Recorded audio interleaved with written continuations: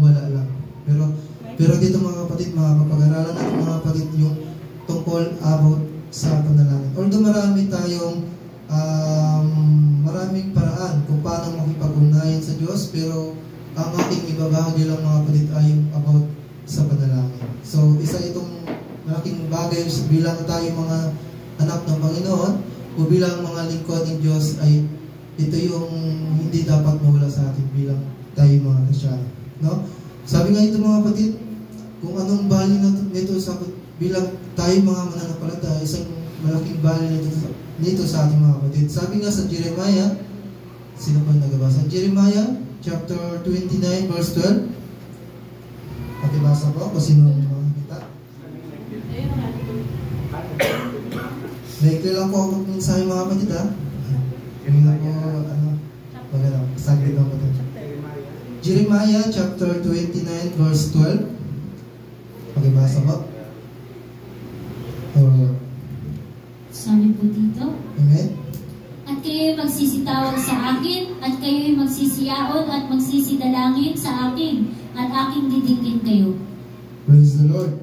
Sabi doon, magkuha tayo ng idea ng mga kapatid.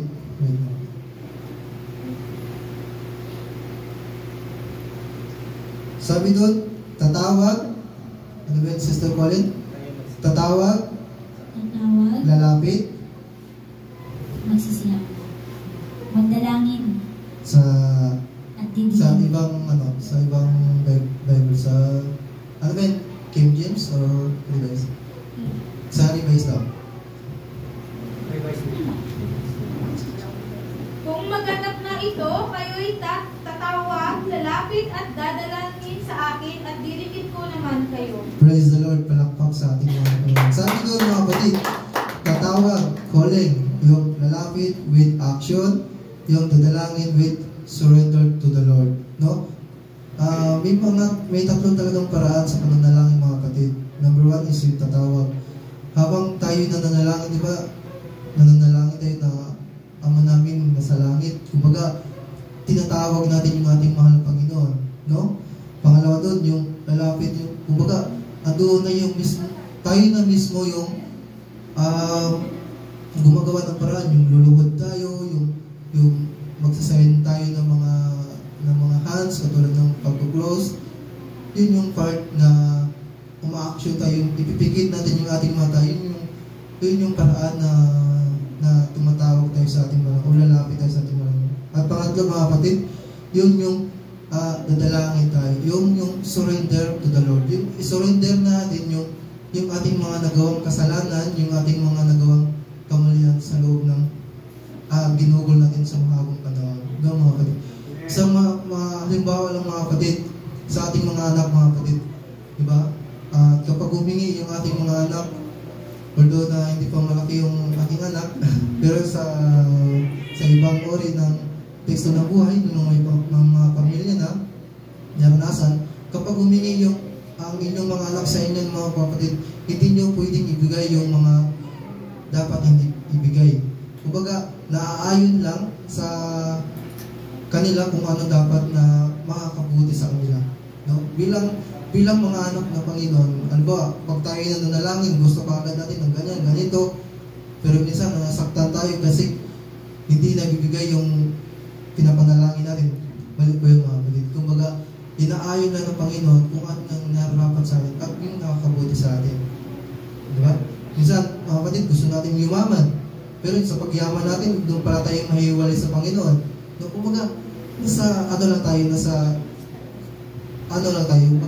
nakadepende lang tayo. Habang pinagpapala tayo ng Panginoon, lalo tayo dapat lumalapit sa ating mga Panginoon. Praise the Lord. At dito nga mga kapatid, sabi nga sa una mga kapatid, yung sa panalangin, bakit nga ba mahalaga ang panalangin? No? Para sa inyo mga kapatid, bakit nga ba mahalaga ang panalangin? No? Sabi dito may nakuha akong words mga kapatid doon sa mga nagdadala ng salita ng Panginoon o nag-message nagdadala ng gospel of the world. Sabi may nakuha akong mga doon mga kapatid, ang pusong panalangin ay ang pakikipagniig ng ating puso. Sabi doon, ang puso pusong pananalangin ay ang pakikipagniig ng ating puso. Kumbaga yung tinutukoy dito mga kapatid, yung habang tayo nanalangin talagang kailangan natin may puso. Hindi lang yung nanalangin tayo na lumalabas lang sa ating sa bibig, lumalabas lang sa ating sarili na parang wala lang. Kumbaga, tulad ng narinig natin testimony na si Christian Ray, kumbaga yung panalangin niya mga kapatid na gabayan siya ng ating mahal na Panginoon sa pagpunta sa simbahan, andoon talaga yung protection ng Panginoon. Kasi yung puso niya ay talagang nananalangin sa ating mahal na Panginoon, talagang taos-puso siya na bukas sa kanyang loob na pupunta siya sa simbahan para magsamba sa ating mahal na Panginoon. Kumbaga andoon pa lang sa, patungo pa lang sa church, ay talagang ginabayan ng ating mahal na Panginoon. Marami pang bagay mga kapatid na himala na ginawa ng ating mahal na Panginoon. Through prayer, no? Kumbaga, isang malaking panlaban ng mga Kristiyano yung pananalangin. Yung panalangin. No? Sabi nga sa ibang verse ng mga kapatid, na manalangin kayo mga kapatid, no? Kumbaga sabi ng madadaan natin yung mga kapatid.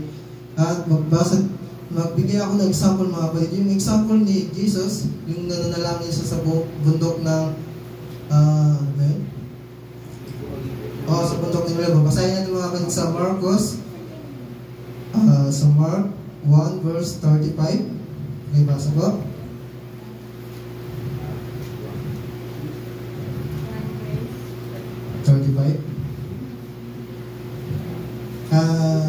Sa kanya po. Medyo mahal. Marcos 1:35 sa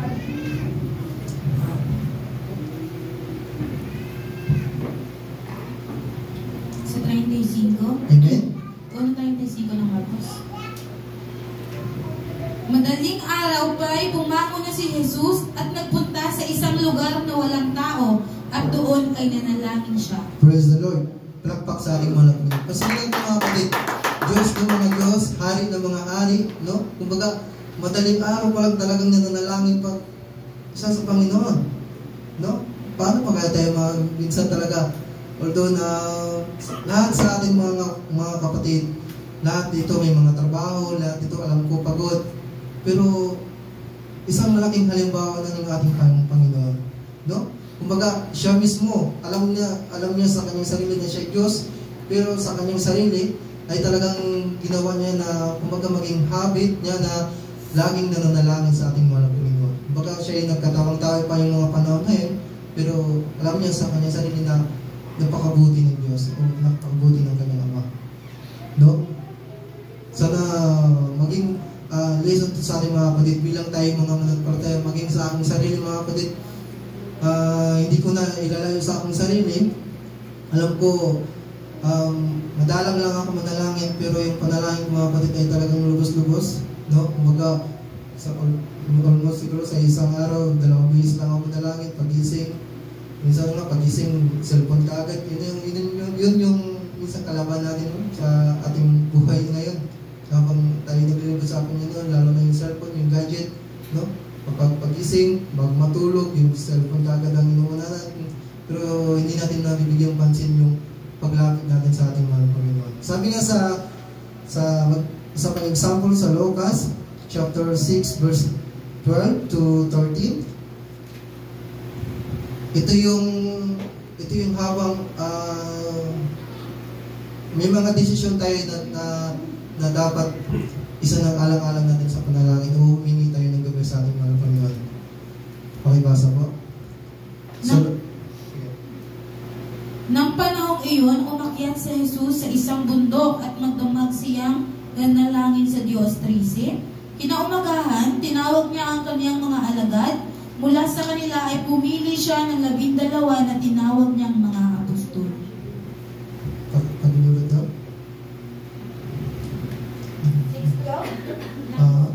6:12 hanggang 13. Sige, pag-inulit. Nang panahong iyon, umakyat si Jesus sa isang bundok. Dito na lang sa ano ko. Sabi dito mga kapatid sa Lucas chapter 6 verse 12 to 13. At nangyari ng mga araw na ito na siya'y napa sa bundok upang manalangin. At sa buong magdamag ay nanatili siya sa pananalangin sa Diyos. At ng araw na ay tinawag niya ang kanyang mga alagad at siya'y umirang na 12 sa kanila na tinawag naman niyang mga apostol. Ito yung paghirang sa mga apostol. Pero bago po yun mga kapatid, talagang sabi nga doon sa 12 na at nangyayang mga araw na ito na siya'y nagpa sa bundok. Kumbaga, doon talaga yung pananalangin. Alam natin na Diyos pa ngayon mga kapatid, no? Kumbaga, alam na niya sa kanyang sarili na kung sino pipiliin, pero talagang nanalangin pa rin siya sa, kumbaga, humingi pa rin talaga siya sa gabay sa ating mga Panginoon. Kumbaga, yung paghingi talaga natin ng gabay, although tayo may mga desisyon sa buhay, kung minsan may mga problema tayo, minsan may nagdadalawang isip tayo mga kapatid, ano ba ito na akong gagawin, ano ba ito yung aking susundin, ano ba ito yung aking pipiliin, no? Kumbaga, sinasabi dito, mas the best talaga mga kapatid na tayo manalangin sa ating mga Panginoon. Sabi natin sa Panginoon, Lord, bigay mo po ako ng magandang isip mga Panginoon upang makapag-desisyon ako ng tama. No, hindi yung basta-basta lang tayo decision, kumbaga, ay, itong gusto ko kasi ito yung bagay sa akin, ito yung nararapat sa akin. No, maraming mga bagay, kumbaga, nasabi nga sa mga ibang kasabihan na nasa huli ang pagsisisi. Kasi hindi natin binibigyan pansin eh. Kumbaga, malaking tulong to bilang mga kapatid, bilang tayo mga anak ng Panginoon, bilang tayo mga mananampalataya ng Diyos, yung humingi tayo ng gabay sa ating Panginoon. Habang bilang tayo mga Kristyano, talagang isang malaking bagay na naghihingi tayo ng desisyon sa ating mga Panginoon. No? At sabi nga dito sa unang Thessalonians, hindi na po ito about sa yung example ni Jesus, sa ano na po ito, yung palagi tayong sa unang Thessalonians 5 verse 17.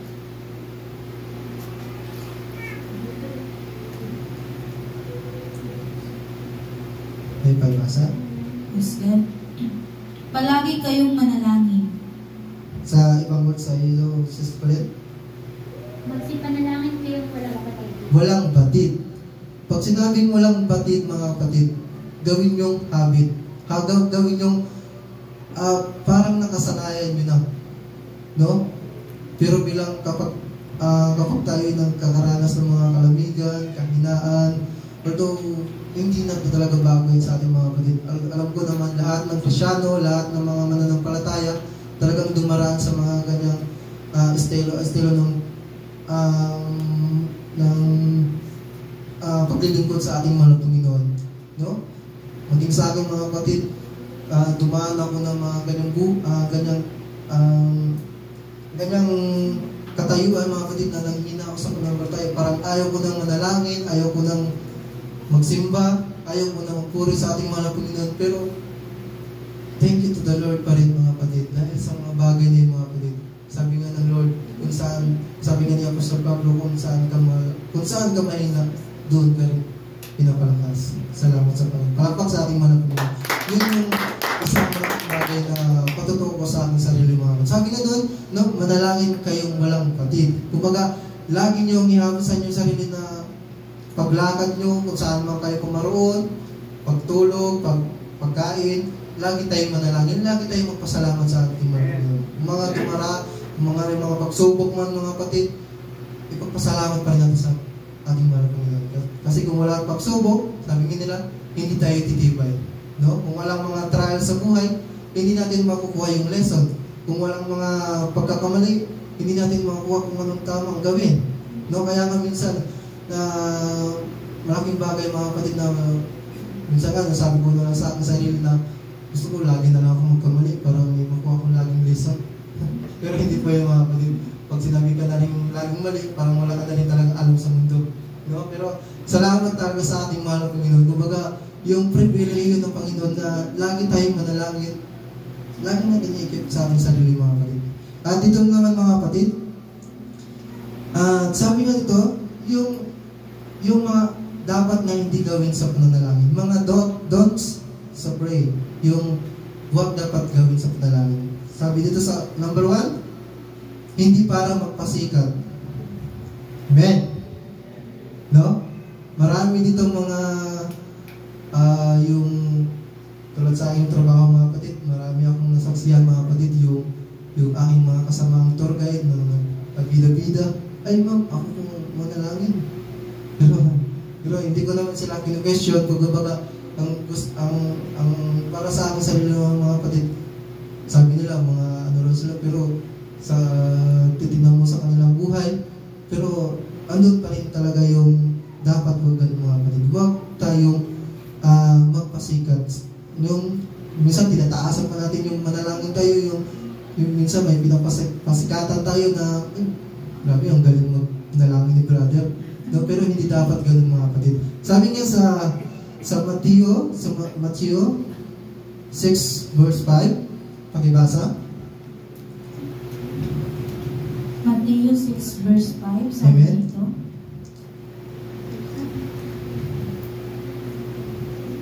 Kapag nanalangin kayo, huwag kayong tumulad sa mga mapagkunwari.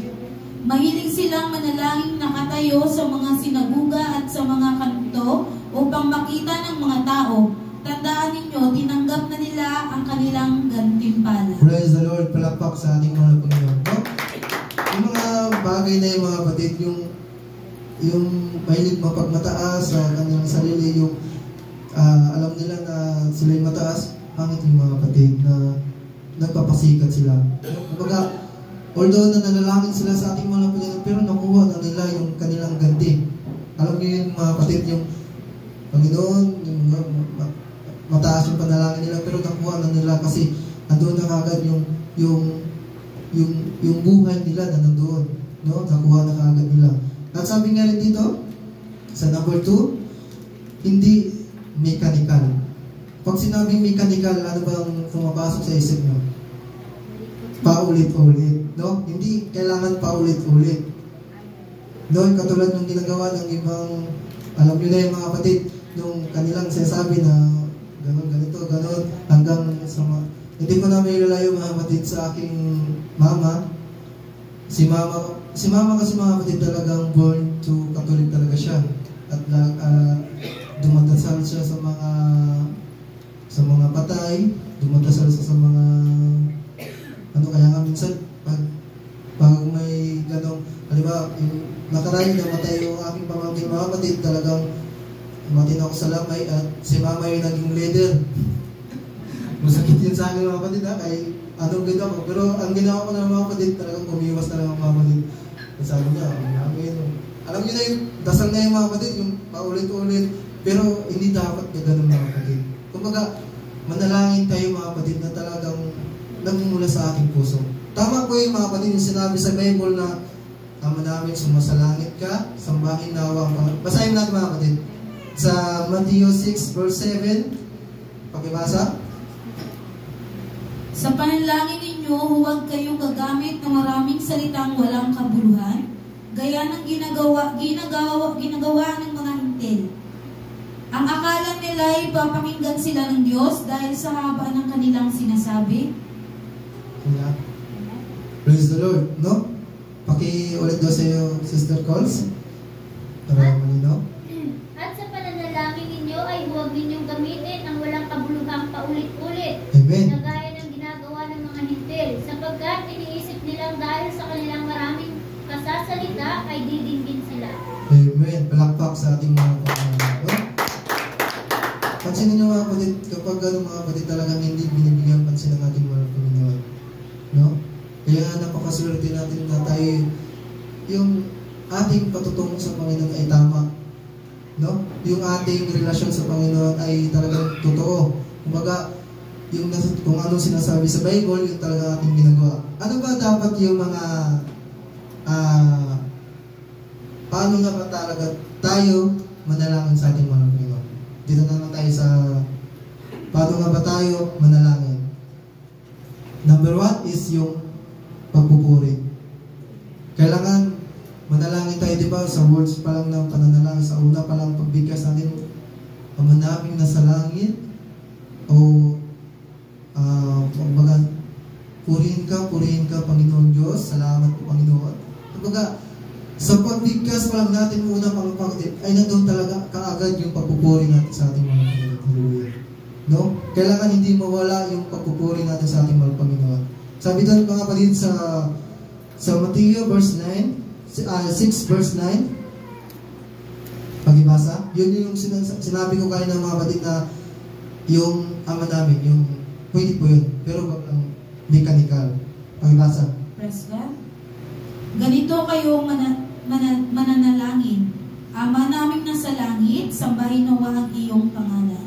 Amen. Praise the Lord. Ama namin nasa langit, sambahin nawa ang iyong pangalan. Kumbaga, sa unang bigkas pa lang ng ating mga bibig ay nagpupuri na tayo sa ating mga Panginoon. No? Napakasarap mga kapatid, lalo na kapag fully-filled ka ng Espiritu ng ating mahal Panginoon, kapag naranasan nyo na ba yung mga kapatid, kapag kayo na nanalangin, kapag oras ng bibebal, sabi nyo, Panginoon, tunay nga po Lord, napakadakilang Panginoon. Di ba? Tumatagas ka agad yung mga luha natin, yung balahibo natin nagtatayuan, no?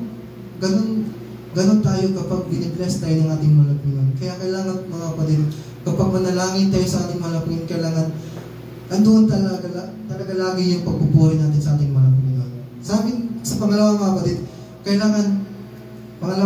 kailangan tayo ay laging magpakumbaba. No? Isang halimbawa mga kapatid, yung pagpanalangin ni David, no? Na lagi siyang hindi niya tinataas yung kanyang sarili, hindi niya itataas yung kanyang sarili, kundi bagos yung Panginoon, walang-wala ako sa iyong harapan, hubad ako. Pero, glory to God, andun talaga yung pag-bless ng Panginoon, kung paano siya iningatan ng Panginoon. Pansinin na lang natin mga kapatid, yung buhay ng tatlong kabinatan. Si Shadrach, Meshach, Abednego, no? Alam niyo yung history na yung mga kapatid, kung paano sila iningatan ng Panginoon dahil yun sa kanilang pagpapakumbaba. No? Dahil yun sa kanilang kumbaga, malinis yung konsensya nila sa ating mga Panginoon. Sabi sa mga kapatid sa Matthew verse, mga kapatid, Matthew 6 verse 10, pakibasa. Dumating nawa ang iyong kaharian, masunod nawa ang iyong kalooban, dito sa lupa tulad ng nasa langit. Praise the Lord, palakpak sa ating mga Panginoon. Dumating nawa ang iyong kaharian, masunod nawa ang iyong kalooban. Kumbaga, sinasabi doon mga kapatid, kailangan always tayo laging magpakumbaba sa ating mga Panginoon. Praise the Lord. No? Hindi tayo pwedeng magmataas dahil wala naman tayong pagmamataas sa ating sarili, mga kapatid. No? Pagkat alam natin ang lahat ng bagay dito sa mundo ay nanggagaling sa ating mga Panginoon.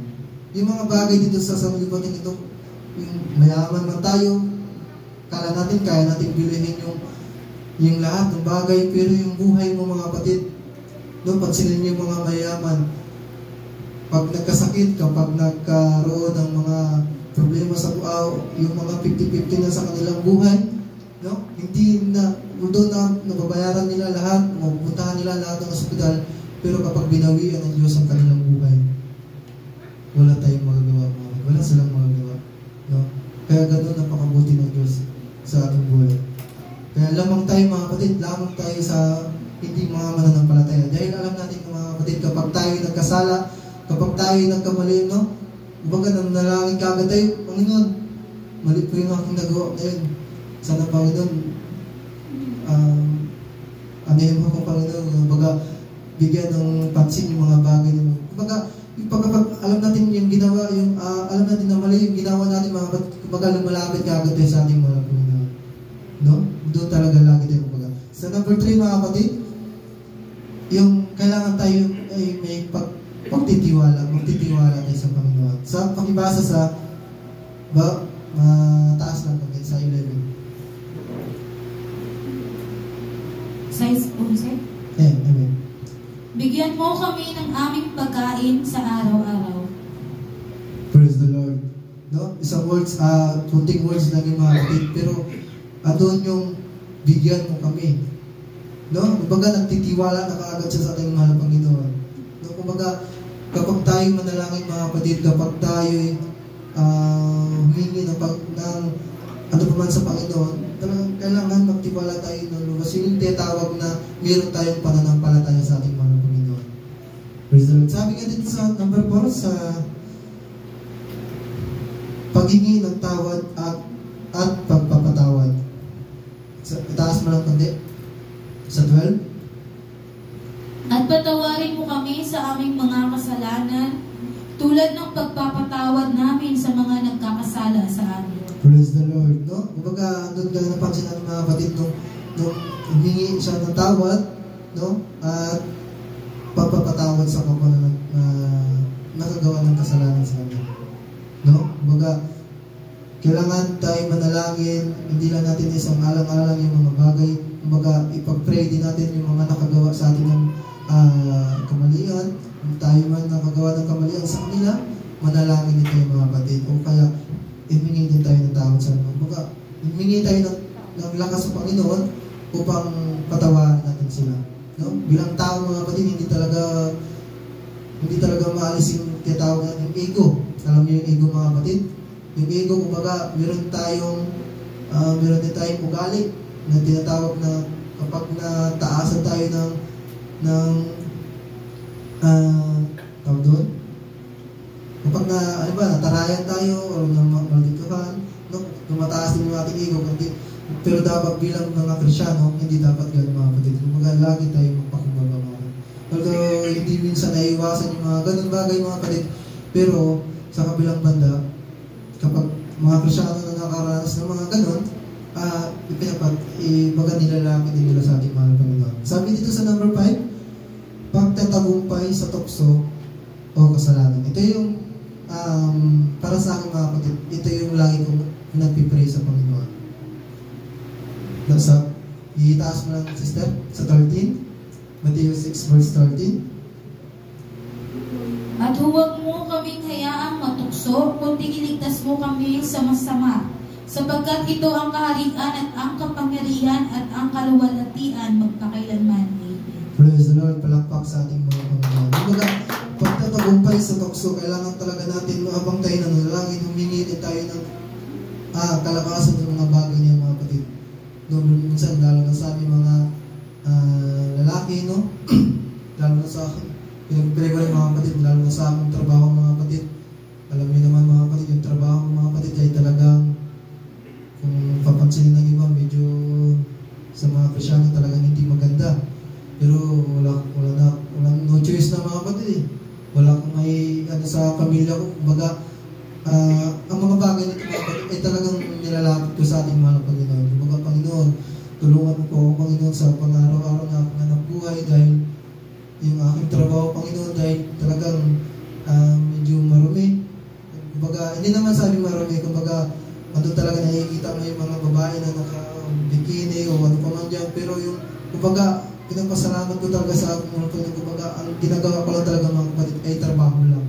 Kumbaga, walang personalan. Kumbaga, hindi ko man sabing ginagawa yung mga bagay na ayaw ng Panginoon. Although, alam natin mga kapatid, sabi nga sa Bible, nabasa ko rin mga kapatid, kapag nagkasala ang iyong mata, maaaring kumbaga, umutin.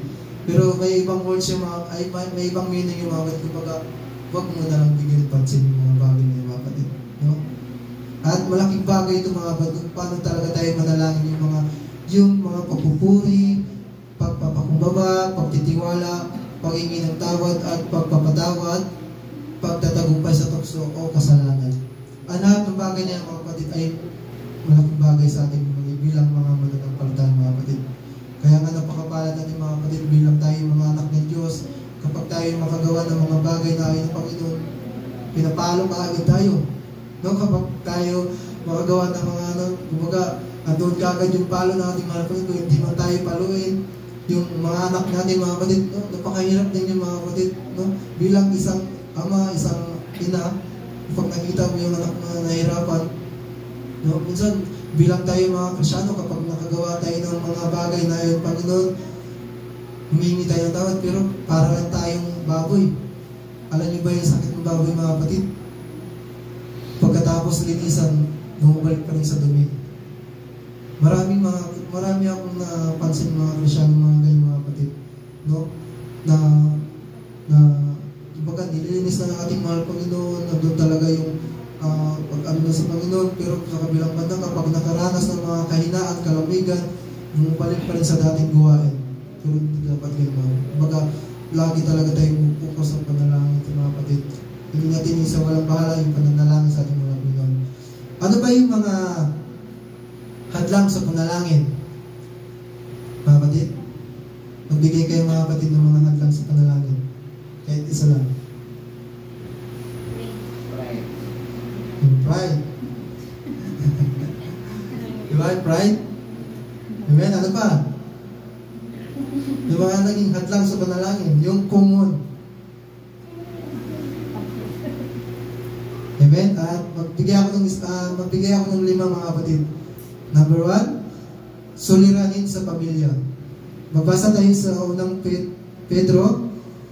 Magbasa tayo ng verse sa unang Pedro chapter 3, 1-7. Pagbasa. Ito yung mga suliranin sa pamilya. Yung mga hadlang sa panalangin mga kapatid. Marami itong mga kapatid pero kuha lang ako ng 5 idea. Pero maraming hadlang. Unang Pedro 3:7, sabi dito, Amen? kayo namang mga lalaki, unawain ninyo at pakitumuhang mabuti ang inyong asawa, sapagkat sila'y mas mahina at sila'y kasama ninyong tatanggap ng buhay sa kaloob ng Diyos. Gawin ninyo ito upang walang maging sagabal sa inyong mga panalangin.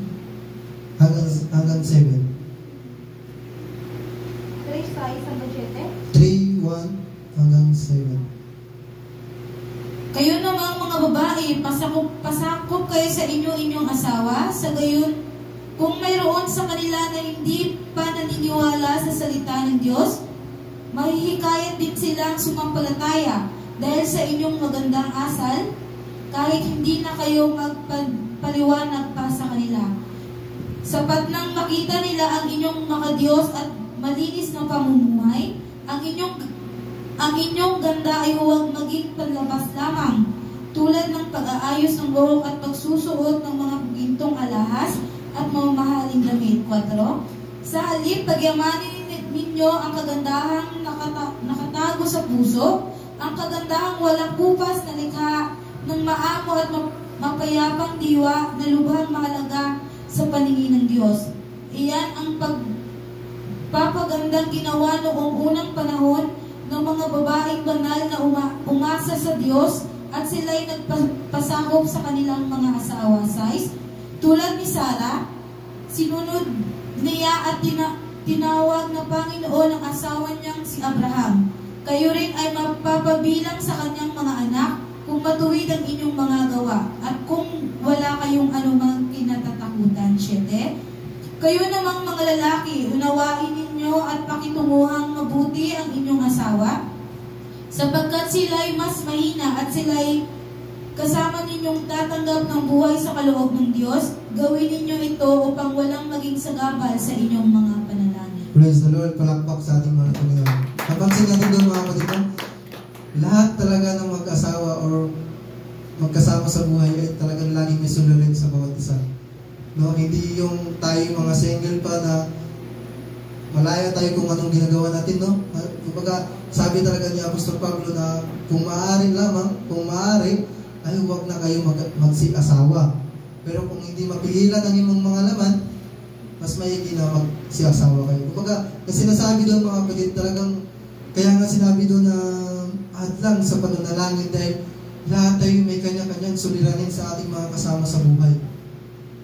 No, pansinin niyo mga ibang mga kapatid, kapag hindi mga mananampalataya yung kanilang asawa, talagang kapag pupunta sila sa church, marami akong narinig na mga ganyan, patotoo mga kapatid, pag-uwi nila sa kanilang bahay, ang mga gamit nila nandoon na sa labas. No? Kaya nga, sabi ko, nakuha ko ng ising na diya mga kapatid yung suliranin sa pamilya. No? Kaya nga, bilang talagang magkasama kayo na mas the best talaga na magkasama kayo na naglilingkod sa Panginoon. Kumbaga, wala kayong ibang ginagawa kundi magpuri o habang kayo na nabubuhay sa mundo, kumbaga nagkakaugnayan kayo sa bawat isa sa inyo. No? Kaya nga, napakapalad mga kapatid yung mga nakapag-asawa ng na Christian kaagad. Although sa mga hindi Christian na nakapag-asawa na Christian, no, napakahirap ng mga kapatid kung paano nila idala yung Mr. o Mrs. nila sa simbahan.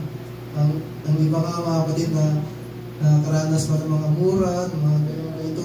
Pero ano talaga na lagi silang nananalangin sa ating mga Panginoon.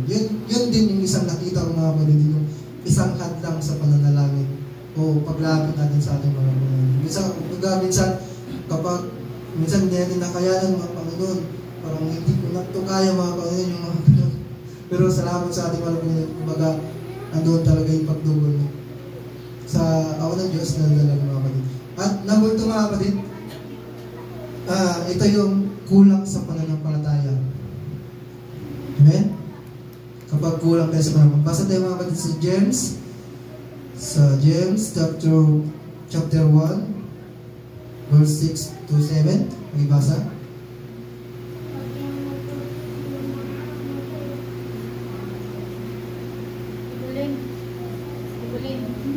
Wala akong Sabi ko dito, ngunit humingi siyang may pananampalataya na walang anumang pag-aalinlangan, sapagkat yung nag-aalinlangan ay katulad ng isang alon ng dagat na itinutulak ng hangin at napadpad sa Magkabila. No. Praise the Lord, palakpak sa ating mga Panginoon. Kumbaga, pansin natin yung mga kapatid, kapag kulang talaga tayo sa pananampalataya, no, kapag nanalangin tayo sa Panginoon, kapag parang wala na lang. Kasi yung hindi na tayo nakatuon sa kapokus sa mahal nating Panginoon. No? Kaya kailangan mga kapatid, yung talaga kapag tayo isang anak ng Diyos, ay talagang yung intention natin sa buhay bilang tayo naglilingkod, talaga kailangan totoo tayo naglilingkod sa ating Panginoon. Para tayo, kapag tayo manalangin, ay talagang laging doon kagad yung tugon ng ating mga Panginoon. Sa number 3 mga kapatid, mga kasalanan hindi pinagsisisihan. Yun.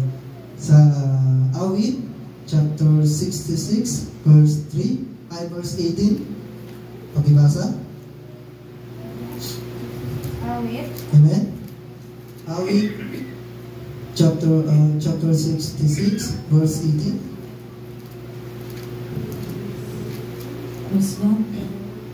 Verse 18. Amen. Kung sa kasalanan ako'y magpatuloy, di sana ako dininig ng ating Panginoon. Praise the Lord. Kumbaga, talagang laging nakatuon, laging doon sa mga kasalanan na kumbaga manalangin man siya mga kapatid, pero hindi siya humingi ng tawad sa ating mahal Panginoon. Kumbaga, yung mga tao ngayon mga kapatid, yung pinapanalangin na lang, gusto na lang pagpapalain siya, gusto na lang na pagagalingin siya, pero yung mga nagawa niyang kasalanan niya ay talagang hindi niya sinusurrender sa ating mga kapatid. Pag-aralan natin kagaya ng mga kapatid kung paano tayo dapat ay nakasurrender lang sa Panginoon. Lahat ng ginawa natin dito mga kapatid sa lupa ay alam ng Panginoon. No? Kaya kailangan kapag meron tayong nagawang kasalanan, talagang ipagsisihan natin sa ating mga Panginoon. No? Sabi nga sa number 4, ito yung hindi pagpapatawad sa Marcos verse 11 to 25, pag-ibasa.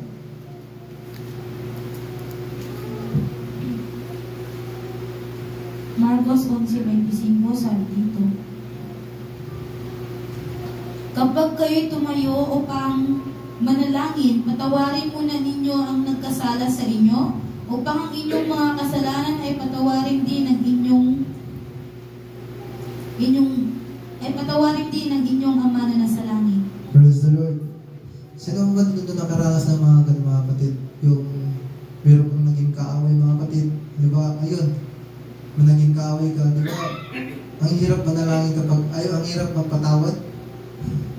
Pansin niyo mga kapatid, pero bilang talagang mga anak ng Panginoon, kailangan tayo laging magpatawad kapag meron nakagawa sa ating mali. Although malaking mali nagawa sa ating mali, alam kong mahirap magpatawad, pero unti-unti, pag nilalapit natin dito sa ating mahal na Panginoon, talagang minsan nawawala na rin. No? Hindi na rin ito bago sa ating mga kapatid, maging sa ating sarili, dahil tayo matagal na naglilingkod o matagal na naninirahan sa mundo ito. Kumbaga marami na rin tayong naranasan ng mga itong bagay na meron nakagawa sa ating mali na meron nagawang kasalanan o ano pa man yan. Pero bilang tayo mga anak talaga ng Panginoon, bilang tayo mga mananampalataya, talagang kailangan tayo against na sa mga ganung bagay. Lagi tayong patawad. Although may nakagawa sa ating mali, mga kapatid, ipagpatawad na natin mga kapatid. Although mahirap, pero ilapit natin sa ating mahal na Panginoon. Praise the Lord.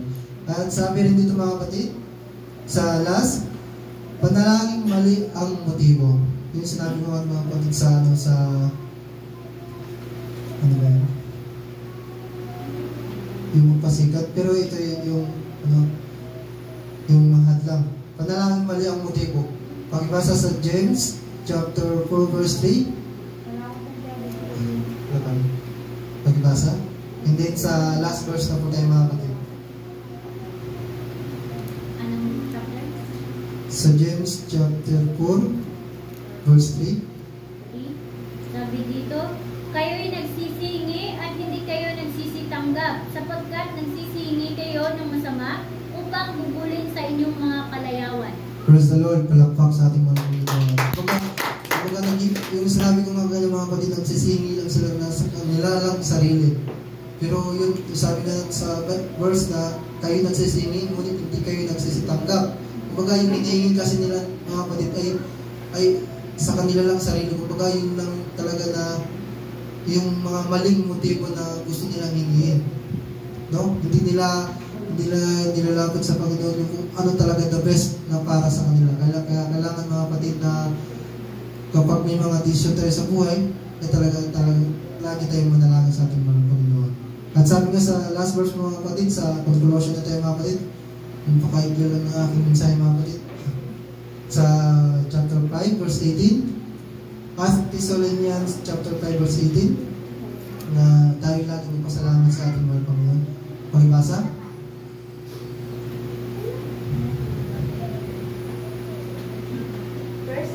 Chapter 5 verse 18.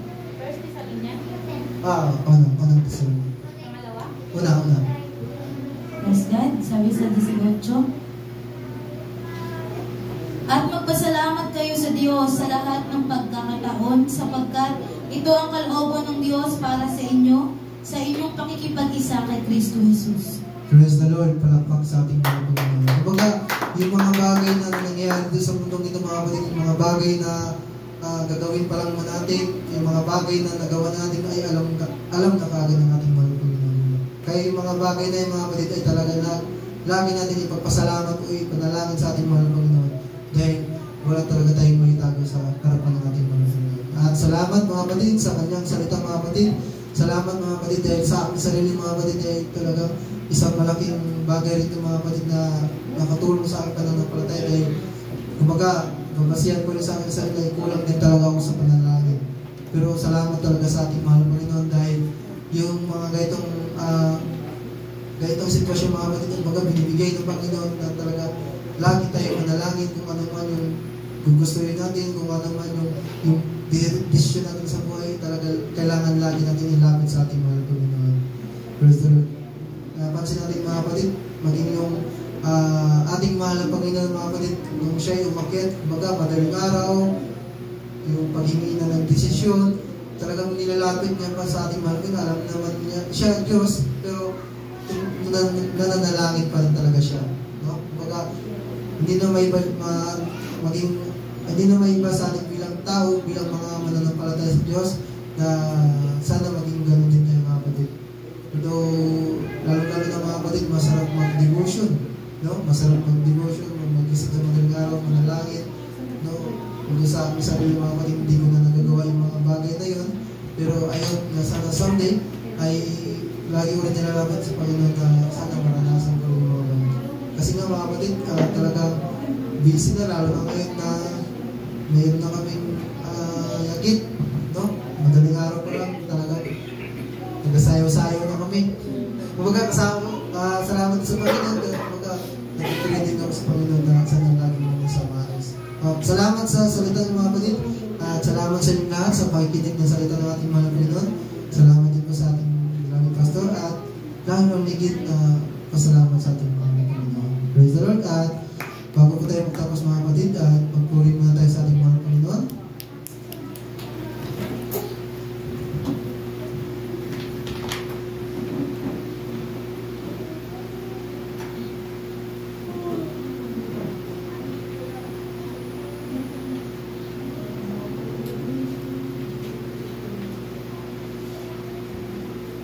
Sino kung nakakaroon ng kanta? Panalangin ko sa Diyos. Wala pa. Ayaw na lang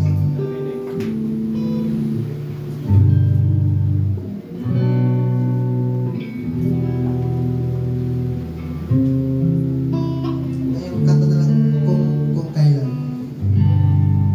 Kung kailan ako nasasaktan, kahit di kita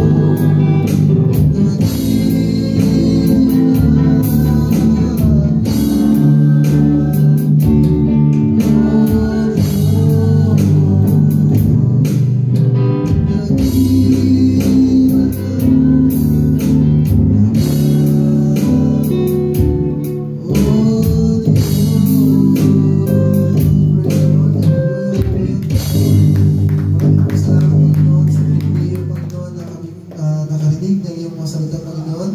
Salamat po, Lord, na patuloy ka pong nariyan sa aming buhay, bagaman alam po namin, Panginoon, na kami po yung nagkakamali, nagkakasala, lalong higit sa salita, sa gawa ng Panginoon, pero patuloy mo po kami ginagabayan sa lahat ng bagay, Panginoon. Sa lahat, Panginoon, naway ang aming mga panalangin, Panginoon, ay makarating sa iyong maklukan, Panginoon. Naway patuloy ko pong duminig sa aming panalangin kung kami man po ay nakaranas mga pagsubok sa aming buhay o makakaramdaman ng Panginoon ay nandiyan ka palagi, Panginoon. Salamat, Panginoon, na hindi ka po nagkulang sa amin. Kaya wala po kami ibang pinupuri, pinapasalamatan sa pangalan ni Jesus. Amen. Praise the Lord. At maraming salamat sa inyong lahat ng muli at lalong sa salita natin. Pinapalik ko na po sa ating maraming.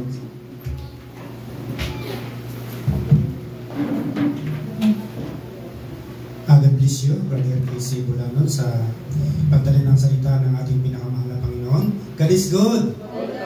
All the time. Pagkain po ating mahal na Panginoon, tunay pong napakabuti niya sapagkat tayo po ay patuloy na tinuturuan ng salita ng ating mahal na Panginoon habang po tayo nagantay sa kanyang pagbabalik, mga kapatid. At tayo po ay narito na sa pagbibigay ng mga ambagan sa bangka, mga mahal.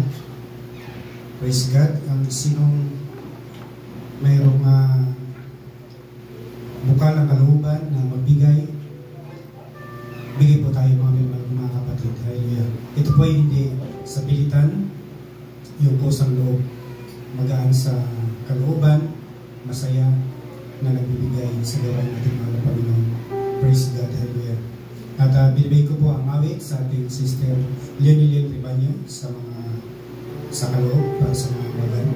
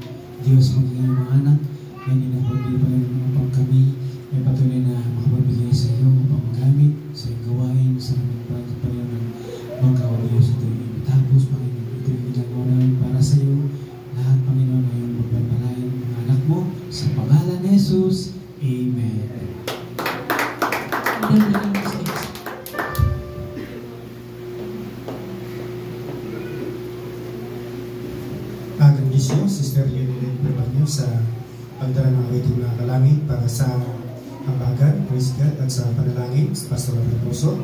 Hallelujah. At tayo po ay narito na sa paalala.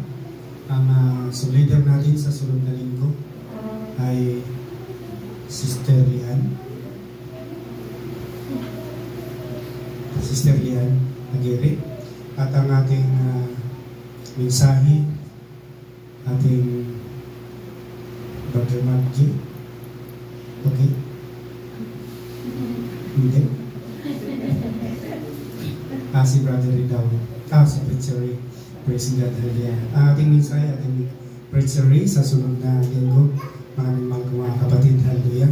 Meron pa kayong paalala? Wala na?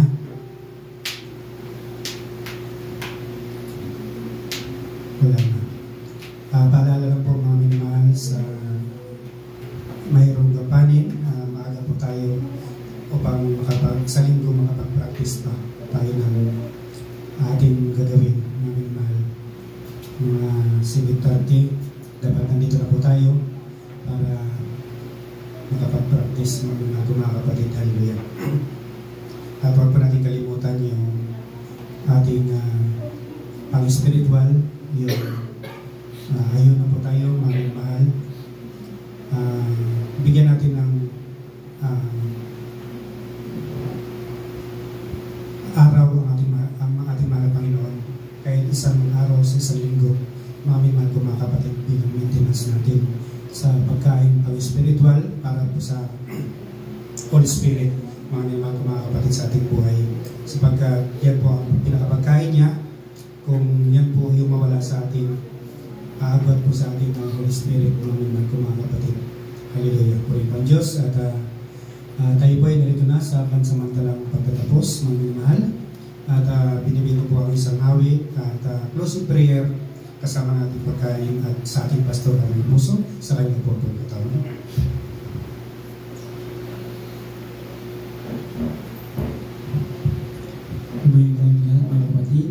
Sa ating Diyos, kay buti-buti mo Panginoon sa ating oras, sa bawat araw. Sabay natin sa mga pasasalamat, gawin po natin sa mga Diyos.